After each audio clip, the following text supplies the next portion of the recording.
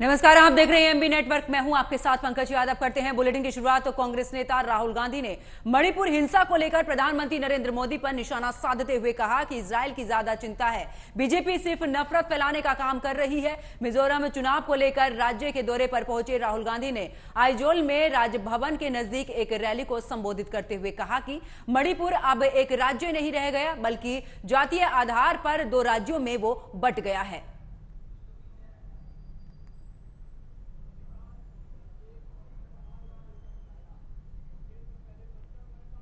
खबरों में आगे बात करते हैं, जहां पर दिल्ली से लौटे एमपी के पूर्व मुख्यमंत्री कमलनाथ ने बड़ा बयान दिया है। टिकट बंटवारे के बाद नेताओं की नाराजगी पर उन्होंने कहा है कि 4000 लोग टिकट के लिए दावेदारी कर रहे थे, सबको टिकट नहीं दे सकते हैं। कुछ लोग निराश होंगे, लेकिन अंत में वो कांग्रेस का साथ देंगे। बहुत लोग कांग्रेस में शामिल होना चाहते हैं। प्रदेश के मतदाता को एहसास हो रहा है कि मध्य प्रदेश को कैसे चौपट किया गया है।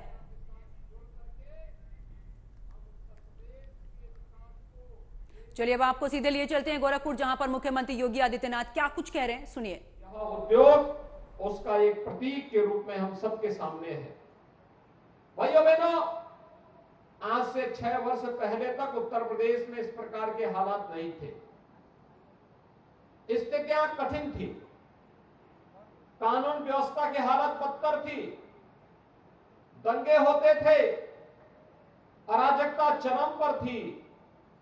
और उन स्थितियों में कोई भी निवेशक प्रदेश में निवेश करने को तैयार नहीं था, क्योंकि जिन उद्यमियों ने पहले से अपना निवेश किया था, जब यही सुरक्षित नहीं थे तो नया निवेश कहां से आता।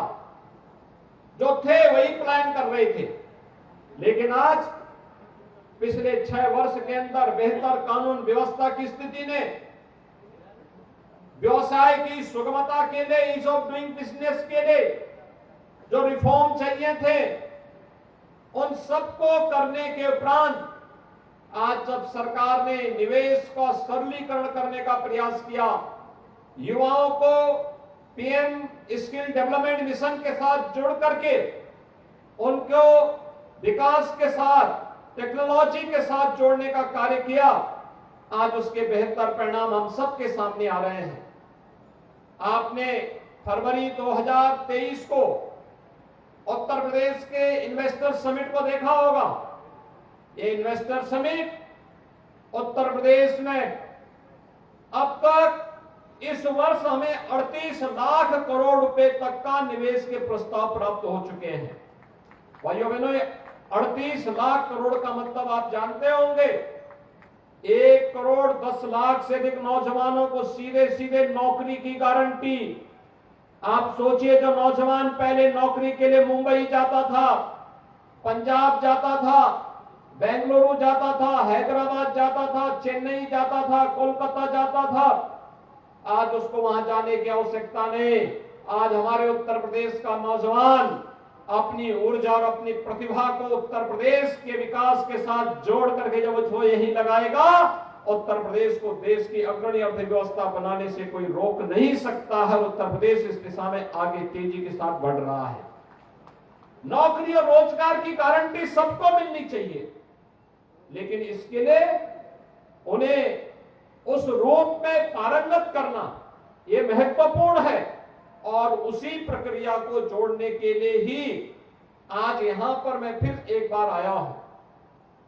यहां पर हमारा प्रयास होना चाहिए। मैंने जिला प्रशासन से भी कहा है, पहले भी कहा है, इंडस्ट्री की रिक्वायरमेंट क्या है, और उस इंडस्ट्री की रिक्वायरमेंट के अनुसार आईटीआई को, पॉलिटेक्निक को, यहां के डिग्री कॉलेजेस को उस प्रकार के सर्टिफिकेट कोर्सेज के साथ, डिप्लोमा कोर्सेज के साथ जोड़ करके फिर उन नौजवानों को अगर हम उस रोजगार और नौकरी के साथ जोड़ने का प्रयास करते हैं, इसमें सरकार के द्वारा चलाई जाने वाली स्कीम का भी लाभ लेते हैं, तो उद्योग पर भी भार कम पड़ेगा, योजना भी सफल होगी, और साथ साथ हमारा नौजवान नौकरी और रोजगार पाकर के परिवार खुशहाल होगा तो समाज खुशहाल होगा, समाज खुशहाल होगा तो प्रदेश और देश समृद्धि की ओर अग्रसर होगा।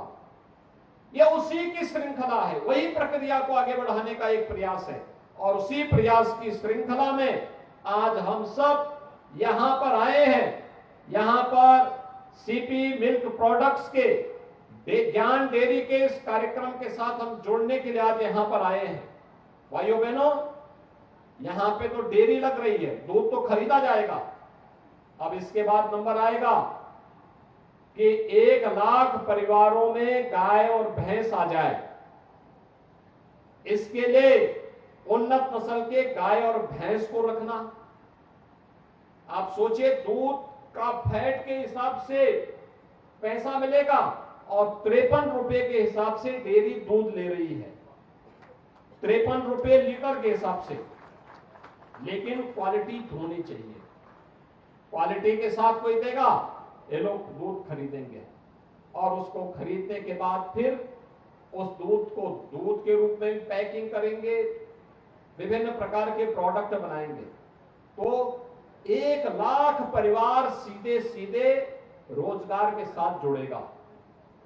दूसरा, उन गाय और भैंस के लिए अच्छा पौष्टिक आहार मिले, इसका भी उद्योग लगेगा।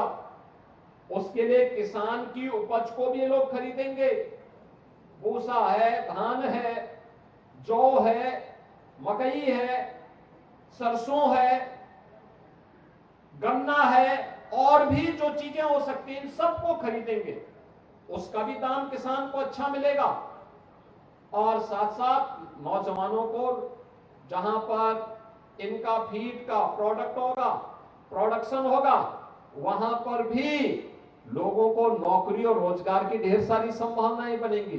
यानी एक साथ एक उद्योग लग रहा है तो अपने साथ अगल बगल अन्य कैसे उद्योगों को अपने साथ जोड़ करके एक चेन बना रहा है, जो उद्योग की एक नई श्रृंखला को आगे बढ़ाने का कार्य करेगा। लेकिन इसके लिए हम सबको भी सकारात्मक होना पड़ेगा।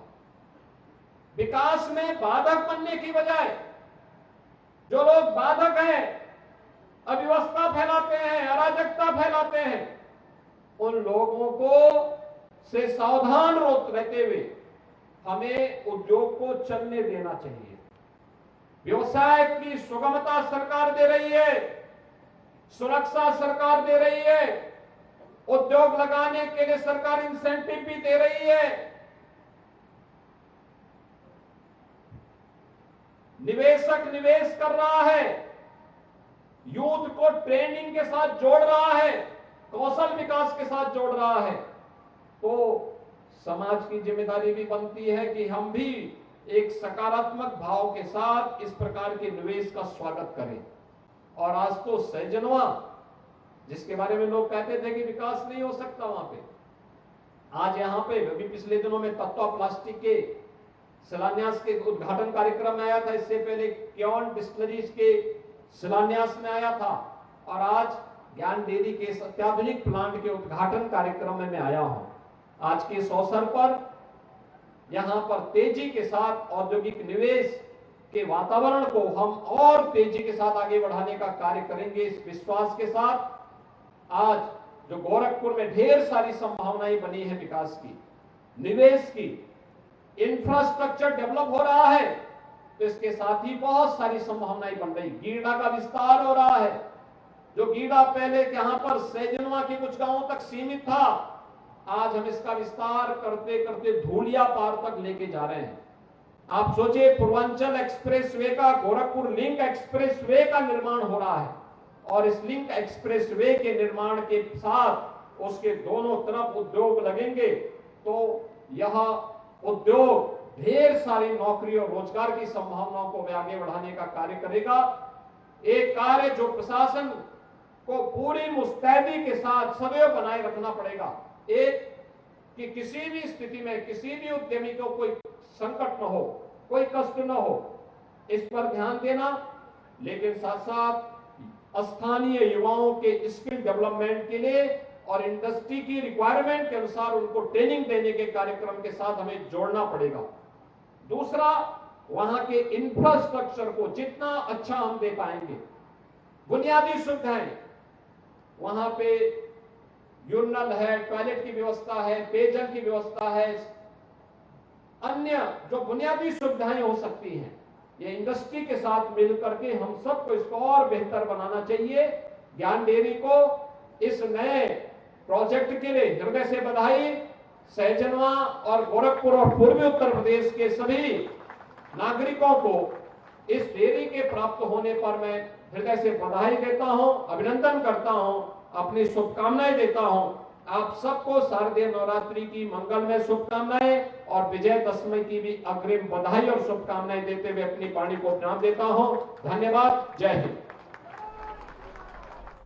तो गोरखपुर से आप मुख्यमंत्री योगी आदित्यनाथ को सुन रहे थे कि आखिरकार किस तरीके से उन्होंने दुग्ध परियोजनाओं के बारे में भी बताया और साथ ये भी बताया कि जिस तरीके से उत्पादन बढ़ेगा उसका लाभ किसानों को भी मिलेगा और साथ ही रोजगार के जो अवसर हैं वो भी आगे जाकर पैदा होंगे। और खबरों में आगे बात करते हैं जहां पर दिनेशपुर में खस्ताहाल सड़क को लेकर आज तीसरी बार आम आदमी पार्टी के जिला अध्यक्ष और कांग्रेस पार्टी के नगर अध्यक्ष ने संयुक्त रूप से धरना प्रदर्शन किया है और जमकर राज्य सरकार के खिलाफ नारेबाजी व्यक्त की है। बता दें कि साल 2017 में मटकोटा गदरपुर मार्ग तत्कालीन मुख्यमंत्री हरीश रावत ने लगभग 75 करोड़ से बनवाया था, लेकिन ये सड़क आज बहुत ही खस्ता हालत में है, जिसकी मरम्मत के लिए आम आदमी पार्टी के जिला अध्यक्ष सुभाष व्यापारी ने भी लगातार तीसरी बार 2 घंटे का धरना दिया है। तो वहीं कांग्रेस नगर अध्यक्ष नारायण हलदार ने धरना प्रदर्शन का समर्थन किया है।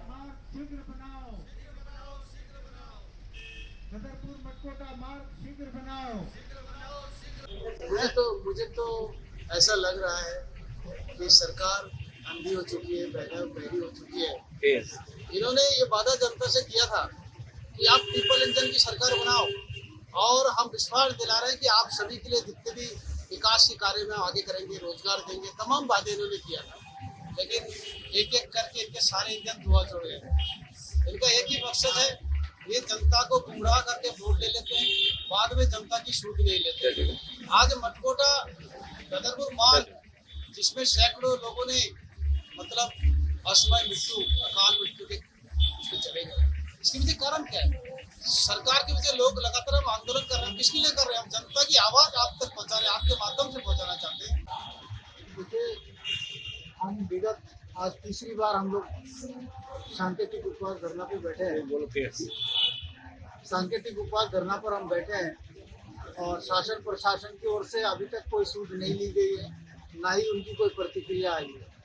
ऐसा लग रहा है जैसे शासन प्रशासन ने जो है यहाँ की जनता का वोट ले लिया और उनका काम खत्म हो गया और यहाँ की जनता को अपने हाल पे छोड़ दिया। ये सरकार पूरी तरीके से विकास विरोधी है, फेलियर सरकार है।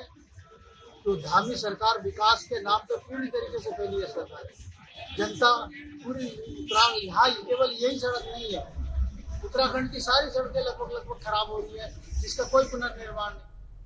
तो शारदीय नवरात्र में आदि शक्ति की पूजा अर्चना शुरू हो चुकी है। कानपुर देहात यमुना नदी के किनारे बीहड़पट्टी क्षेत्र के कतरी गांव में विराजमान मां कात्यायनी देवी मंदिर आस्था का केंद्र बना हुआ है। मान्यता है कि सच्चे मन से मन्नत मांगने पर मां विशेष फल प्रदान करती हैं।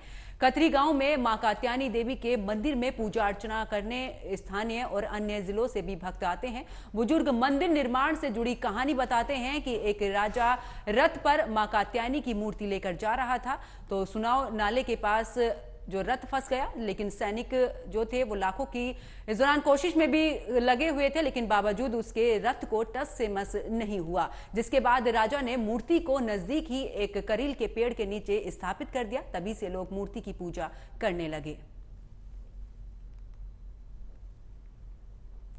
तो कानपुर देहात का यह मंदिर है जहां पर मां कात्यायनी देवी का जो मंदिर है वो पूरी तरीके से आस्था का इस समय केंद्र बना हुआ है, क्योंकि बीते दिन से शारदीय नवरात्र की शुरुआत हो चुकी है और आज दूसरा दिन है। यहां पर भक्तों का जो तांता है वो लगा हुआ है। मान्यता है कि इस मंदिर में जो भी अपनी मन्नत पूरी करने के लिए यहां पर प्रार्थना या पूजा करता है, उसकी मन्नत माता रानी की कृपा से जरूर पूरी होती है।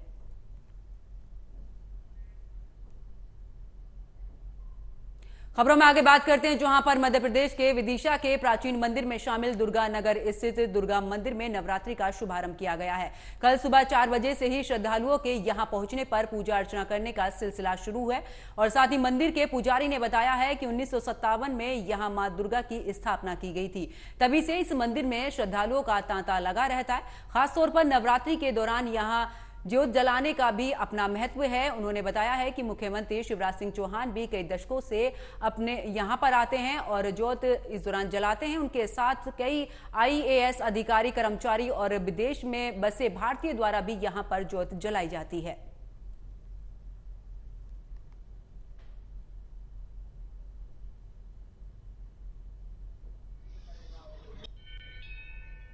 मैं मेहतराम सिंह चतुर्वेदी ज्वाला देवी शक्तिपीठ माँ की कृपा से ज्वाला देवी के आशीर्वाद पूरी विश्व के पूरी जनता विदिशा का आशीर्वाद है।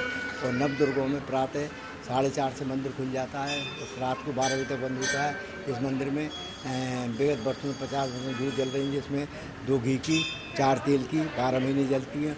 और माँ 3 रूप बदलती है, जिसमें 8 से 12 35 वर्ष की आयु, 12 4 बुजुर्ग, 4 से 7 कन्या का रूप लेती है। तो सबकी जब मनोकामना पूर्ण होती है तो वे सब आस्था का केंद्र, वे सब लोग दूध जलाते हैं और मनोकामना उनकी। तो नवरात्रि का पर्व शुरू होते ही देश भर में आस्था और भक्ति का माहौल देखने को मिल रहा है। मंदिरों में भक्तजन अपनी श्रद्धा के अनुसार पूजा अर्चना कर माता की उपासना कर रहे हैं। दिल्ली के तमाम मंदिरों में भी नवरात्र के पर्व पर भक्तों की भीड़ साफ देखी जा रही है। दिल्ली के अलग अलग मंदिरों में से एक रोहिणी स्थित काली माता मंदिर में बड़ी संख्या में भक्तों की उपस्थिति देखने को मिल रही है। पौराणिक मान्यता के अनुसार यहाँ माता की पूजा करने से मनोवांछित फल की प्राप्ति होती है और ऐसा भी कहा जाता है कि यहाँ माता के दर्शन करने से लोगों के दुख जो है वो भी दूर हो जाते हैं। आपको बता दें कि दशकों पुराने इस मंदिर में स्वयं काली जो माता हैं वो विराजमान हैं और उनके आशीर्वाद से भक्तों के सभी संकट दूर हो जाते हैं। नवरात्र के पावन अवसर पर मंदिर में विशेष साज सजावट की भी इस दौरान देखने को मिल रही है और मंदिरों में फूलों को इस दौरान जो मंदिर हैं वो फूलों से सजाए गए हैं।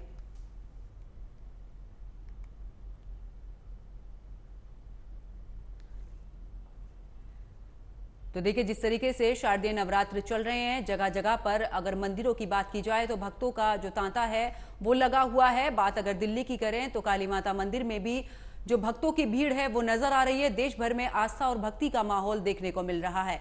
आज नवरात्र का दूसरा दिन है और आपको बता दें कि दिल्ली में जिस तरीके से काली मां का मंदिर बना हुआ है, इस मंदिर में मान्यता है कि जो भी इस मंदिर में पूरी आस्था के साथ जाता है उसकी सभी मनोकामनाएं पूरी होती हैं। खबरों में आगे बात करते हैं जहां पर केदारनाथ धाम में भी भक्तों का तांता लगा है। भगवान भोलेनाथ के दर्शन करने जो पहुंच रहा है उसे अब बर्फबारी भी देखने को मिल रही है। आज इस सीजन की पहली बर्फबारी केदारनाथ में हुई है। बर्फबारी के बीच में श्रद्धालु यहां बाबा केदार के दर्शन के लिए पहुंच रहे हैं। बर्फबारी से मौसम और भी ठंडा हो गया है।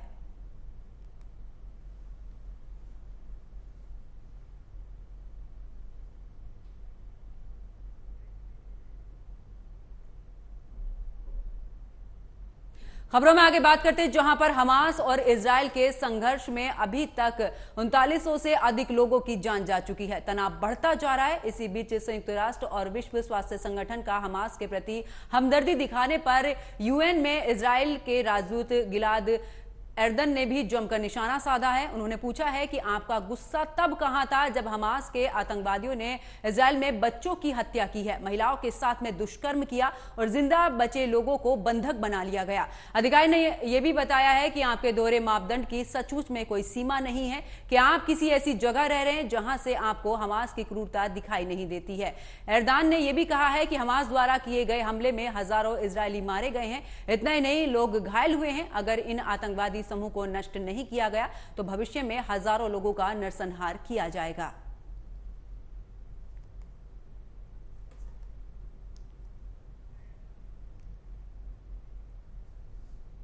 खबरों में आगे बात करते हैं जहां पर देहरादून वरिष्ठ पुलिस अधीक्षक ने पुलिस कार्यालय में जिले के सभी अधिकारियों के साथ समीक्षा बैठक की है और इस दौरान सभी को जरूरी दिशा निर्देश भी दिए गए हैं। ऑपरेशन प्रहार के अंतर्गत जिले के सभी थानों द्वारा की गई कार्रवाई की सर्किलवार समीक्षा की गई है। वहीं गैंगस्टर एक्ट के तहत भी पंजीकृत अभियोगों की समीक्षा के दौरान आरोपियों द्वारा अर्जित की गई अवैध संपत्ति के चिन्हीकरण और उनके जब्तीकरण की कार्रवाई करने के भी निर्देश जारी कर दिए गए हैं।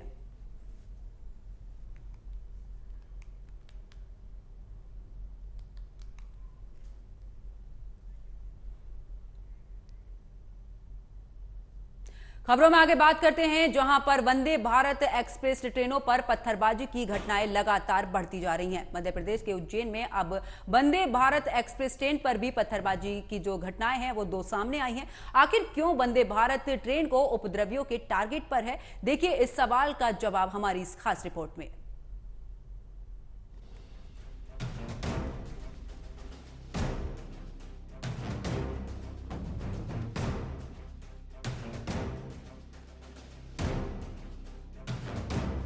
देश के रेलवे के इतिहास में आधुनिक क्रांति का ताज पहनने वाली वंदे भारत ट्रेन पर पथराव की घटनाएं लगातार बढ़ रही हैं। देश भर में ये ट्रेन उपद्रवियों की रडार पर है। केरल हो या कर्नाटक, पश्चिम बंगाल हो या फिर राजस्थान, आए दिन हर राज्य से कभी पथराव तो कभी रेल की पटरी पर पत्थर और सरिये रखे जाने के मामले सामने आ रहे हैं। अब मध्य प्रदेश के उज्जैन से भी ऐसी ही एक पत्थरबाजी की घटना सामने आई है। बता दें, अब इंदौर नागपुर वंदे भारत ट्रेन भी उपद्रवियों के निशाने पर है। ट्रेन पर लगातार 2 दिन पथराव किया गया। सोमवार और मंगलवार 2 दिन लगातार ट्रेन पर हुए पथराव में ट्रेन की खिड़कियों के कांच टूट गए, जिसके बाद अंदर बैठे यात्री सहम गए। उपद्रवियों ने कोच संख्या C6 और C7 को निशाना बनाया। हालांकि रेलवे प्रशासन की ओर से आश्वासन दिया गया कि अब ऐसी घटनाएं नहीं होंगी, सुरक्षा को लेकर अब कड़ाई बरती जाएगी। लेकिन सवाल ये नहीं है कि प्रशासन सुरक्षा में लापरवाही बरत रहा है। सोचने का मुद्दा तो ये है कि पहले भी इस ट्रेन को निशाना बनाए जाने की कई घटनाएं सामने आ चुकी हैं। हाल फिलहाल में अक्टूबर में चित्तौड़गढ़ बेलवाड़ा ट्रैक पर वंदे भारत ट्रेन के गुजरने से पहले पटरी पर पत्थर और लोहे के कीले बिछाई गई थी। ट्रेन के लूपो पायलट की सूझबूझ से बड़ा हादसा टल गया, क्योंकि पायलट ने ट्रेन को पहले ही रोक दिया। इसी के साथ ही अगर अचानक ट्रेन को सही समय पर नहीं रोका जाता तो सैकड़ों बेकसूर जिंदगी मौत की नींद सो जाती। अगस्त 2023 में मध्य प्रदेश के ही मुरैना जिले में ट्रेन में पथराव करने वाला जिहादी पुलिस के हत्थे चढ़ा था, जिसकी पहचान फिरोज खान के रूप में हुई थी। उसने भोपाल से दिल्ली जाने वाली वंदे भारत एक्सप्रेस पर पथराव किया था। वहीं जनवरी 2023 में पश्चिम बंगाल के मालदा में भी उपद्रवियों की ओर से वंदे भारत ट्रेन को निशाना बनाया गया था। वंदे भारत ट्रेन पर लगातार हो रही पत्थरबाजी की घटनाओं से एक गंभीर सवाल खड़ा होता है। आगामी विधानसभा चुनाव से पहले ये हमले तुष्टीकरण की राजनीति के तहत किए जा रहे हैं, या फिर इसके पीछे आम जनजीवन से खिलवाड़ की आतंकी साजिश है। Bureau report, MV network.